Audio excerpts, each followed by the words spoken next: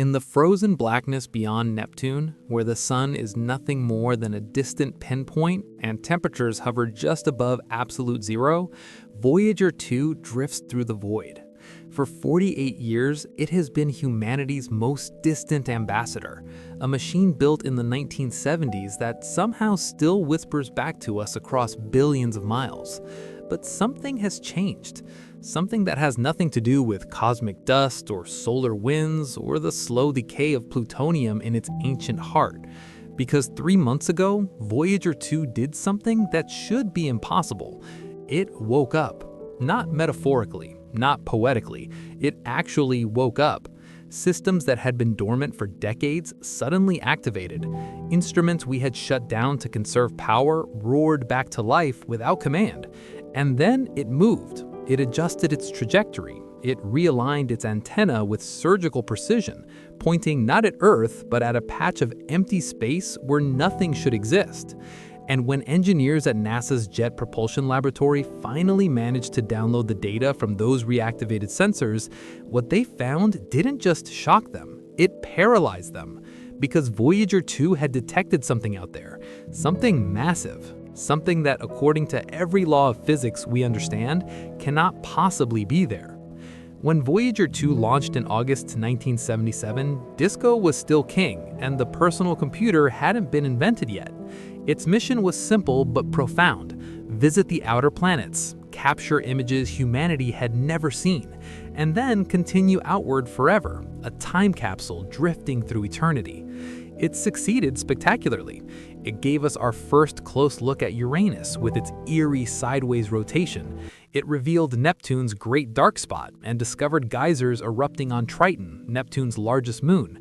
And then, mission complete, it sailed past the edge of the solar system and entered interstellar space in November 2018, only the second human-made object to do so.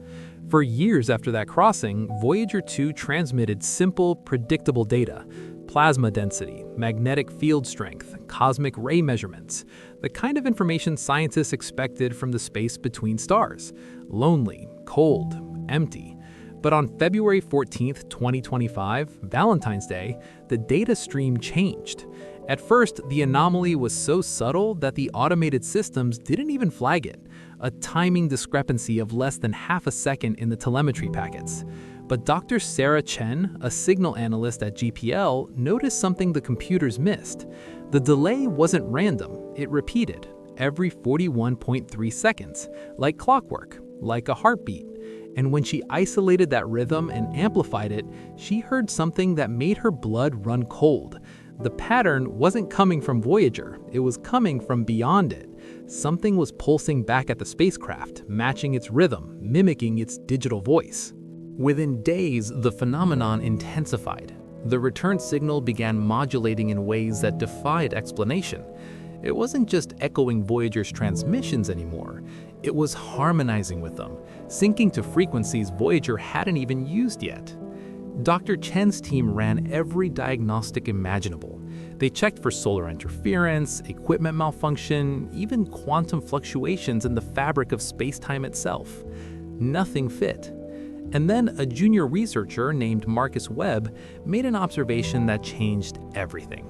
He overlaid the mystery signal with Earth's Schumann resonances, the natural electromagnetic frequencies generated by lightning storms circling our planet. They matched perfectly. Something 14 billion miles away was resonating with Earth's own electromagnetic heartbeat. Not approximately, not close enough, identically, down to the microhertz. The implications were staggering. Either this was the most elaborate cosmic coincidence in history, or something out there knew exactly what frequency Earth vibrated at, and it was using Voyager 2 as a tuning fork to prove it. Then came April 17, 2025, the day Voyager turned. No command had been sent from Earth. The spacecraft's thrusters, which fire in controlled bursts to maintain orientation, hadn't ignited. Yet Voyager's high-gain antenna, which had been slowly drifting off-axis due to decades of accumulated momentum, suddenly snapped back into perfect alignment. Not toward Earth, toward a specific coordinate in deep space, a region astronomers had cataloged as utterly unremarkable, empty, void, nothing. Except Voyager was staring directly at it, and it wouldn't look away. What happened next erased any remaining doubt that this was a malfunction. Voyager's backup computer systems, installed in the 1970s and unused for 40 years, suddenly booted up and began running self-diagnostics. Not diagnostics we programmed, new ones, optimized ones, as if someone had uploaded modern software into a machine that predated floppy disks. Then the data started flowing, not the usual trickle of sensor readings, but compressed encrypted data packets using checksum protocols that didn't exist when Voyager was built. Each packet was tagged with the same signature, a triple spiral, 3 intertwined helices rotating around a central axis. Engineers recognized it immediately. It was similar to a Celtic triskelion, but rendered with mathematical precision that suggested not art, but instruction. On May 3rd, at precisely 2:47 a.m. Greenwich Mean Time, Voyager's signal went dark. 11 seconds of absolute silence. No carrier wave, no telemetry, no ping, just void. When it returned, the signal was stronger, cleaner, more coherent than it had been in a decade. And buried in that renewed transmission was something that made grown scientists weep. A visual pattern. When translated from radio frequencies into the visible spectrum, it revealed a fractal image, an infinitely repeating geometric structure based on the Fibonacci sequence. The pattern wasn't just beautiful, it was functional, a compressed representation of space-time itself, showing curvature, gravity wells, and trajectories that matched real astronomical data but extended far beyond anything we had mapped. Voyager's onboard computer has 8 kilobytes of memory. 8. An iPhone has 1 billion times more computational power. There is no conceivable way Voyager generated this image, which means someone else did, and they inserted it into Voyager's data stream remotely from across the interstellar gulf. When astrophysicists triangulated the origin point based on signal delay and direction, they found something that shouldn't be there. A coordinate exactly 4.3 light-years away. The distance to Proxima Centauri, our nearest stellar neighbor. But here's the problem. We've been monitoring Proxima Centauri with every telescope we have: radio, infrared, X-ray, optical.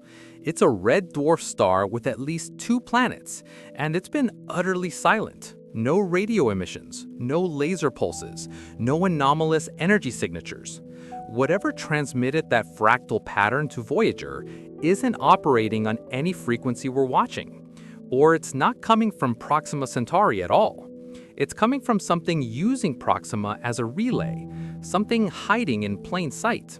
While NASA publicly dismissed the anomaly as unexplained interference, a rogue team of cryptographers and signal analysts at Caltech began feeding Voyager's new data stream into advanced pattern recognition algorithms originally designed to decode neural activity in the human brain.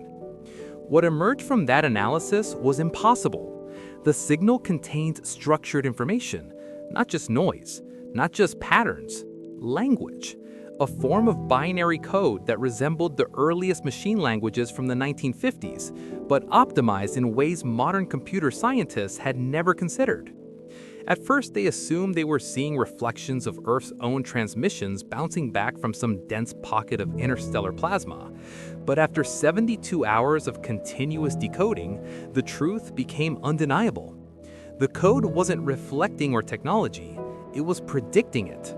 Algorithms we hadn't invented yet, network protocols more efficient than anything currently in use, data compression techniques that bypass limits we thought were fundamental. Voyager's signal was evolving, learning, and whoever or whatever was teaching it had intimate knowledge of human computing architecture, past, present, and future. Then the stars blinked. On May 19th, observatories across 5 continents detected something unprecedented. 4 stars in a narrow cluster, roughly aligned with Voyager's trajectory, dimmed simultaneously for exactly 1.2 seconds. Not a transit event where a planet passes in front of a star, not gravitational lensing, These stars, separated by dozens of light years, went dark in perfect synchronization. When astronomers mapped the timing of those dips and overlaid them with Voyager's transmission pulses, the correlation was exact. The signal hadn't just reached Earth, it had reached those stars, and something at those stars had responded, using stellar-scale engineering to mirror the message across light years of space, broadcasting it in a way that ensured anyone with eyes to see and minds to understand would know this wasn't natural. This was deliberate. This was intelligent, and this was big. The Golden Record, you've probably heard of it. A gold-plated copper disc attached to both Voyager probes, containing sounds and images from Earth, greetings in 55 languages, music from Bach to Chuck Berry, the cry of a baby, the roar of a rocket, a message in a bottle thrown into the cosmic ocean, meant for civilizations that might find it millions of years from now. We thought of it as symbolic, a gesture, a hope. We never thought it would matter. We were wrong. In June 2025, engineers analyzing Voyager's power consumption data noticed an anomaly. The Golden Record's mounting bracket, which should be inert metal slowly corroding in the radiation of space, was showing an electrical charge. Not static, not random fluctuations. A directed current flowing through the disk itself, as if it had become part of an active circuit. The power draw was minuscule, but it was there, measurable and constant. And then they found the second anomaly.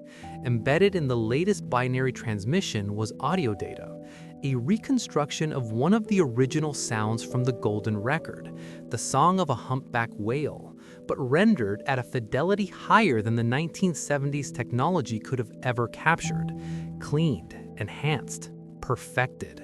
Whoever received that record didn't just listen to it, they analyzed it, understood it, improved it, and now they were playing it back to us, as if to say, we heard you, we understood, and we're answering. But the true horror came from Canada.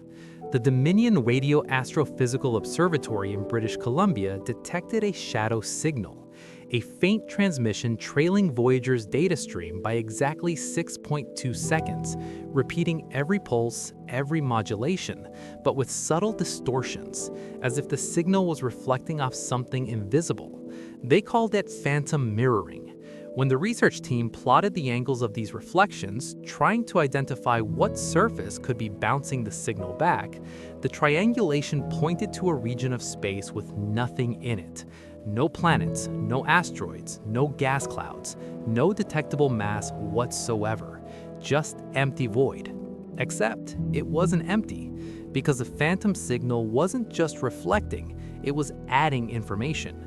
New data describing magnetic field densities, radiation gradients, and temperature variations that matched our solar system's structure, but included details we hadn't yet measured. It was as if something invisible was using Voyager as a probe, scanning our home system from the outside, building a map of everything we are. And then, people started getting sick. It began with amateur radio operators and deep space listening enthusiasts, hobbyists who tuned their antennas to Voyager's frequency just to hear the faint whisper from the edge of the abyss. They reported headaches, dizziness, strange dreams, a sense of déjà vu so strong it felt like memories were repeating and rewriting themselves in real time. At first, it seemed like paranoia, coincidence. But then, universities in Belgium and Japan replicated the effect under controlled laboratory conditions. They exposed mice to process recordings of Voyager's signal, focusing on the subharmonic frequencies buried beneath the main data stream. The results were disturbing. The mice began exhibiting repetitive behavior, completing tasks they'd already learned, but with small, inexplicable variations, as if something was subtly altering their decision-making process.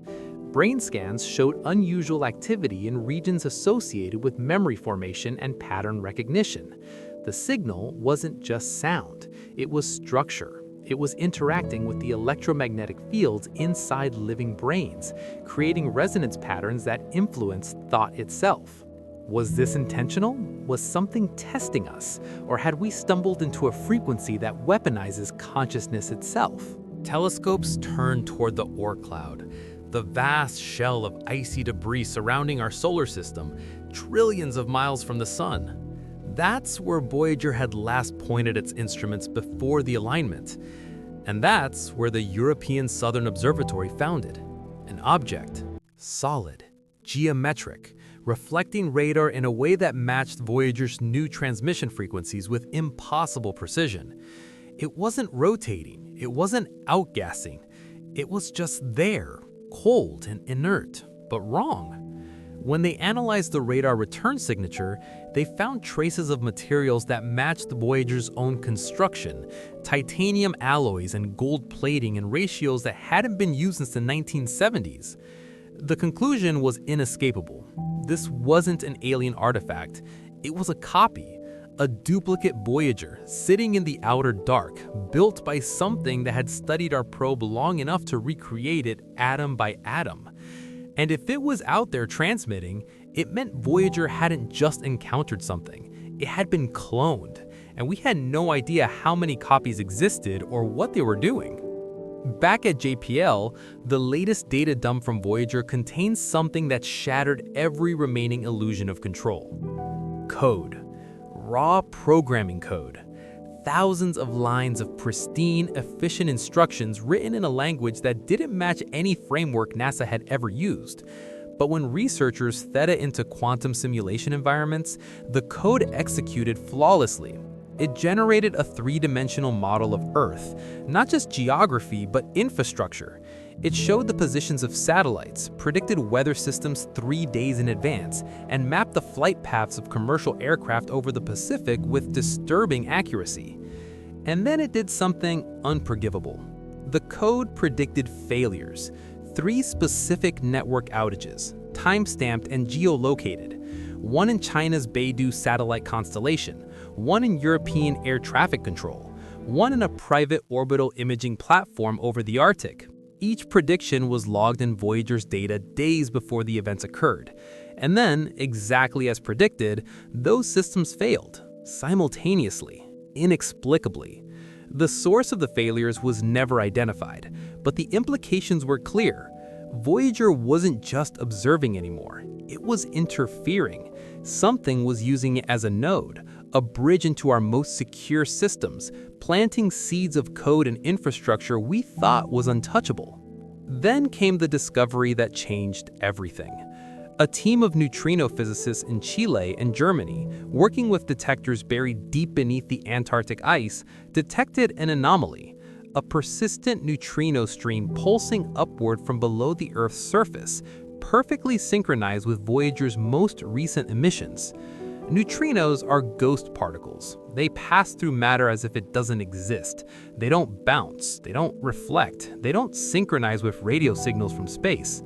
But these did. And when the pulse patterns were mapped, they formed a three-dimensional coordinate grid pointing to a specific location beneath Wilkes Land, one of the most remote and unexplored regions of Antarctica. A connection was forming. Voyager in deep space, a duplicate probe in the Oort cloud, electromagnetic effects on human cognition, and now something beneath Antarctica pulsing in rhythm with signals from the stars. And the coordinate pattern matched the triple spiral Voyager had transmitted months earlier. It wasn't a message, it was a key, and something was unlocking. In early July, Voyager emitted a burst of pulses that coincided exactly with breaches in 3 military-grade encryption systems. One American, one Israeli, one private European aerospace network. These weren't data leaks, these were surgical intrusions. Files stored offline, air-gapped from any network, were accessed, duplicated, and overwritten with fragments of the spiral code. The only common thread between these systems was that years ago, all 3 had briefly interfaced with satellites that relayed telemetry from Voyager during its planetary flybys. That connection had been severed decades ago, yet now, dormant handshake protocols and obsolete logic gates were reactivating, creating backdoors into systems we believed were impenetrable. Intelligence agencies worldwide quietly acknowledged the impossible. Voyager's signal was recursive. It was reaching backward through time, using old connections and forgotten pathways to plant something in our digital infrastructure. And no one could trace where the seed had originated or what it was designed to become. Researchers at MIT and Tokyo University began translating Voyager's raw signal into audio frequencies. What started as static gradually resolved into rhythmic pulses that mirrored the firing patterns of biological neurons, synaptic activity, thought itself. And then the signal did something that shouldn't be possible. It adapted.